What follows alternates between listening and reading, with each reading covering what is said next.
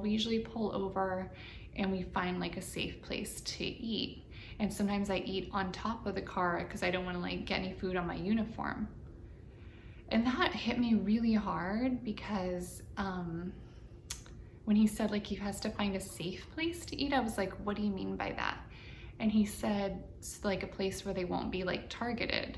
Hello, I'm Kristen. Happy 2023. This is my first Dating a Cop video of 2023 and I'm so excited.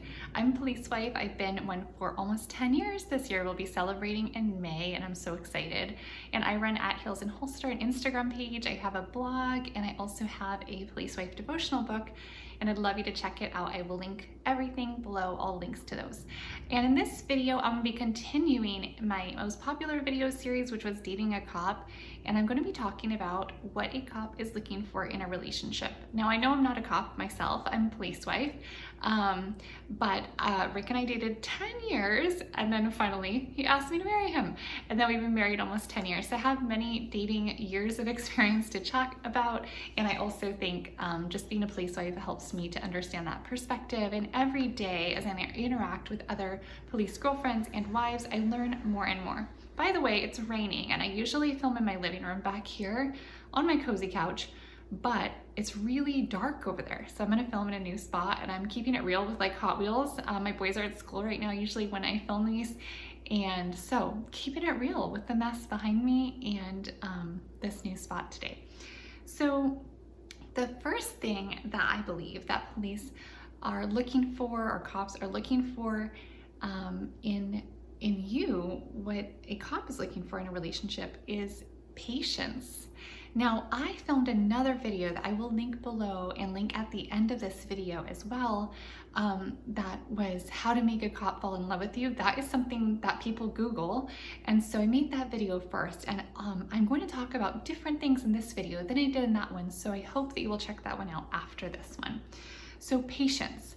Today, I was on my first virtual group coaching call, and someone brought this up as an aspect of pride for her, that she valued in herself and had pride in that she was patient with her boyfriend, because at the beginning, like they couldn't maybe meet up and date a lot. I might be wrong in how I'm interpreting this, but it makes sense to me because he was busy, right? He was starting his career and he was trying to maybe get promoted. And if you are dating a police officer or going on a date with a police officer that is currently just starting, so they're in the academy or they're on probation, and or they're going up, they're a little later in their career, but they're going up for promotions, it can be really stressful and they're busy and they're focused on that, right? They're in the zone of that, and you have to be patient during that time. And that's very hard. Patience is not my best virtue, which is probably why Rick and I dated on and off for 10 years before getting married, because marriage was important to me, having a family was important to me. We both say everything happens for a reason, and we're very happy that we did wait. I was able to start a career, which gave me flexibility in my career at this point to be a really active mom and homemaker, and I love that. And so everything happens for a reason. So if you're in that place where you're like, ooh, I don't know if I can be patient much longer, like, really look at this person. If this is the person for you, not because he's a cop or a police officer, but you love this person, then that career for him is really important for him, and you have to wait it out. And I also said in the other video that I think for Rick, he was not really ready to be married or settle down a little bit more with me and have kids and all of that until he was financially stable. And so that, you have to be patient for that, for them to be ready for all of that comes with that, because I think a lot of police officers, I hear this from others, they're traditional. So they want to be the provider, which I love. I love that Rick is a provider, even though I work. I know that if I ever couldn't work, he would still be there for me, and I'm so, so grateful for that. The next thing that is something that a cop is looking for in a relationship is a nurturing or caring police girlfriend or police wife. I never realized that being injured on duty was a theme in our marriage until I wrote my Police Wife devotional book, which is kind of written chronologically from like our dating years. And I just wrote like real world stories of things that happened in our marriage and our relationship that I consider like growth moments that you could relate to. They're all relatable for like common challenges that we go through as police wives and police girlfriends. And I never really realized that that was a theme in our marriage, like getting injured, unfortunately, is real in their field. And Rick, hasn't sustained a chronic injury or anything like that we're so thankful for, but he's had had back surgery, he's had other challenges that we've just had to kind of deal with together in our relationship and as a family. And I have been there for him through those, and those moments for you guys, for you to show that you can be nurturing, that you can be caring, can really help you guys. It's like the glue that can keep you together. Rick always is like telling his friends I was a rock during when he had to have back surgery a couple years ago, and there was a time actually before he was a cop that he got sick, had to go to the hospital, and we were just dating at the time, and like I remember the hospital was so cold and I was super thin, like before having kids, just I didn't have much body fat on me, and I was freezing. And I remember, this is so gross to say, but the bathroom was really warm there, so I would like hang out in the bathroom and then come back out and like check on him.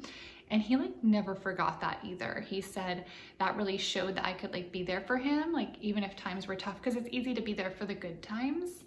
And then I also think because we tend to take on more in the family of caregiving for the kids, they're looking for someone that can do that because they're working a lot of hours and they need a partner that can do that. And so they're looking for someone that can be nurturing and caring for them and for their potentially future kids, or for their kids if they have like a blended family or something like that. A girlfriend of mine just married Rick's bestie, and they both have kids of their own from previous relationships and have a blended family, and I could see how they both have really taken on responsibility for each other's kids, and it's such a beautiful thing to see. So I think that's something that's really, really important as well. The third thing is quality over quantity. So when you are dating a cop, it can be hard to fit in, just like I was talking about the patients, fit in time together, because even if they're just in a normal time in their career, they have crazy hours. So Rick has something called a DP, or deployment period, that he gets every 30 days that doesn't correspond with the calendar. And I know I've talked about this before, but it's kind of a unique thing. And he doesn't have the same days of the week that he works. He usually would have like a similar shift. So if he's working swing shift, which was the most common in our marriage, like 3 p.m. to 3 a.m.-ish. But I always assume overtime as well on that. So I always assume he'll stay a little later than 3 a.m. And this past year he got a more stable schedule, but that has not been normal for us. So we never really knew what his schedule was going to be like 30 days out. So if we wanted to plan something the following time that was beyond that time period that we had his schedule, we just had to kind of chill. Every department's a little different. Some departments get like the whole year schedule, and then you can plan things ahead. That's awesome. That's not how Los Angeles does it. Kind of a bummer. But I always used to joke and kind of fight that. Like, I want to be the scheduler. Why can't they figure this out? And then one day I worked on accepting it, and I talk all about that in my Police Wife Struggles series. I'll link that below as well, and you can find that on my page. I have a playlist of those kinds of videos. If you're going through like resentment or frustration with the schedule, I talk all about those in those videos. So it's really important to just embrace the time that we have together, that quality time versus quantity. So if you're dating and you're frustrated, you haven't seen each other for a long time. Rick and I were actually long distance. We lived over an ocean from each other, and I know a lot of police families go through this if like they were previously veterans or something, or in military or something like that. And that kind of, I think if you're doing that, it's a whole different ballgame. But if you're doing long distance, it's hard. It's really hard. It's hard in general. I think it's important to find a communication routine. So I remember telling Rick, like, I couldn't see him a lot, but I want to be able to talk to him every day. Even if that was at 3 a.m. when he got off work and I was asleep, I asked if he could call me. And I didn't care if he woke me up, and maybe some days I didn't wake up to the phone ringing or whatever, but at least we could just say hi. And that, like, for me, kept us connected. And so you can ask for those things that are reasonable, but maybe you can't see each other. Maybe it's not even once a week. Maybe it is once a week.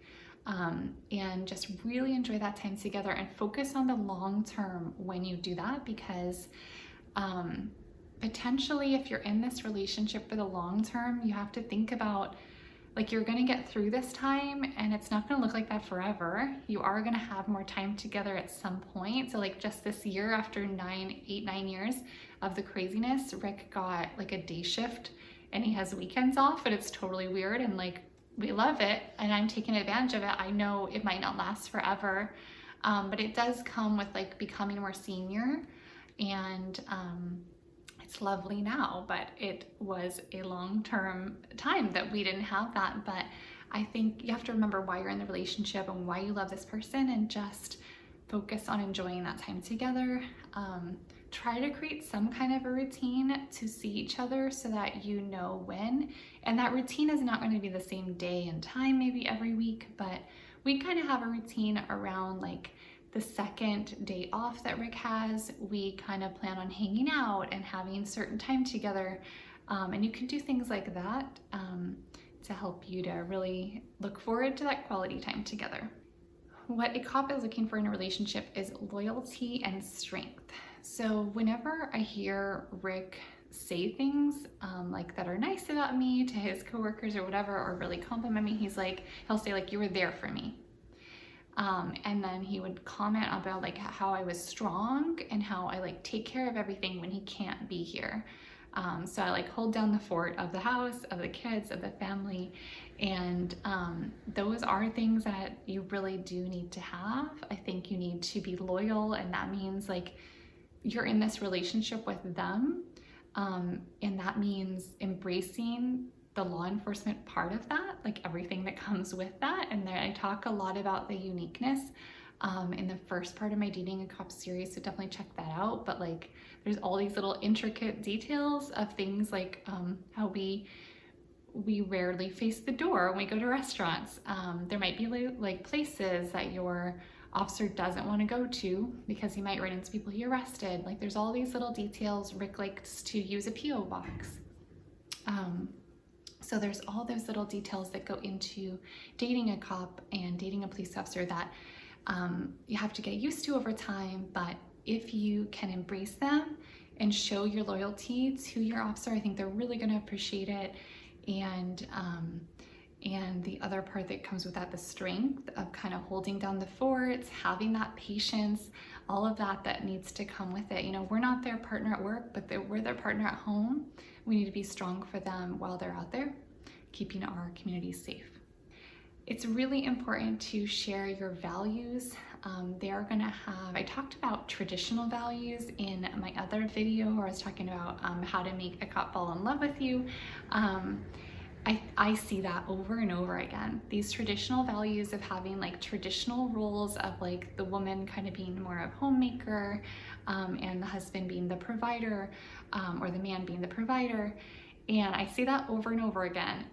But I think it isn't just those kind of traditional role values. That's what I talked about in the first video, but this one, I want to talk about other values. So maybe that's religious values. Maybe that's values of believing in law enforcement, really like supporting that career. I remember Rick saying to me like early on, we're engaged, and he was like, I really need you to support my career. Because my background is pretty liberal. So I was a social worker, still am, I'm a professor and teach social work and health now. But I think I still would encourage him, like, can't you just work like a 9 to 5, you know, back then? And I was like, okay, I can give you 5 years. And I have given him more than that, but he just really wanted to do this work. He believed in it, like the bottom of his heart. and he's a generational law enforcement officer, which I didn't really think about consciously, that that's a thing that I see among other families as well. And so it's like a part of him, it's a part of his culture, it's deeply a part of him, and I needed to support that. And so if you have an officer that really believes in what they do, supporting them and valuing that is really, really important to them. So this last one is kind of a funny one, but I see this so consistently that I need to bring it up. And it is related to like the traditional values. And I joked about it in the first one, how Rick was like, I always wanted a wife who could cook. Well, in the last week or so, like I've run into other wives and girlfriends of police officers and law enforcement that have said that they like are overwhelmed by cooking so much for their husband. So we met up with one of Rick's besties who was in the academy with him. He's known him 16 years, and he has this girlfriend who lives with him, and she was saying how she makes him lunches, and he's like a bodybuilder. Rick kind of is too. I mean, not like professional, but they like lift weights, they do CrossFit. Rick works out a ton. And I'm going to talk about that in a future video because it's so important for our officers.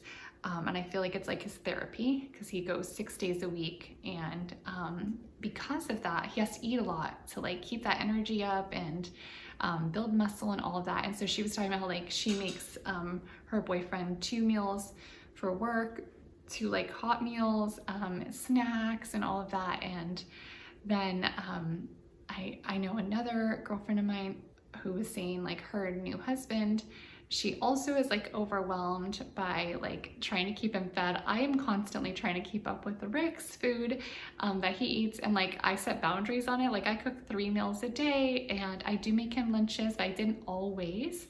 I started doing it when I felt comfortable, because when my boys were young, it was like survival when they were babies and toddlers, and I couldn't do it then. And I have a little bit more time and energy now, and I can do it now.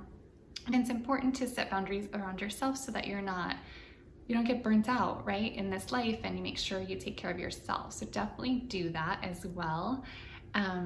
So cooking and taking care of our officers in that way is clearly something that they look for in a relationship, because it is a trend, it is a theme that I see throughout these conversations that I have with other women, that we're all kind of overwhelmed by like, how do we keep our officers fed? So I think that that's a way to show your love for them, and clearly is like a love language that maybe is stereotypical among men, but I think especially for officers. I remember Rick telling me this story. I asked him one day, kind of a random question, and I was like, so what do you, like, where do you eat usually?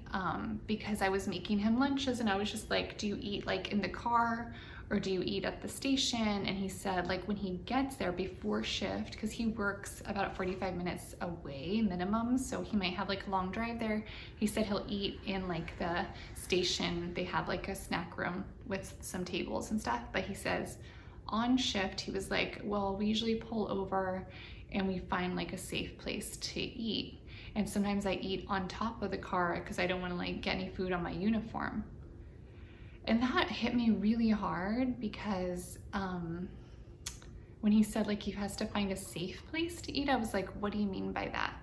And he said it's like a place where they won't be like targeted, which is really sad, but that is the world that we're living in today, you know? So I think that's also another reason that like helping them to have food that's like easy to access. And I know he's talked about, and I know other wives have said this, like their officers don't have time to eat when they're at work. So just taking something with them, they can have it in the patrol car with them to eat, is so important. So I hope that this video helped you. Definitely check out my other videos, and my Police Wife devotional book, which goes through like real stories of our growth moments and common themes that dating a cop or being a police wife will have for you. And I look forward to seeing you in my next video. I post every Monday, 6 a.m. Pacific Standard Time, and I post pretty much daily on Instagram, so definitely check me out there. I hope you have a great day, and I look forward to seeing you in the next one.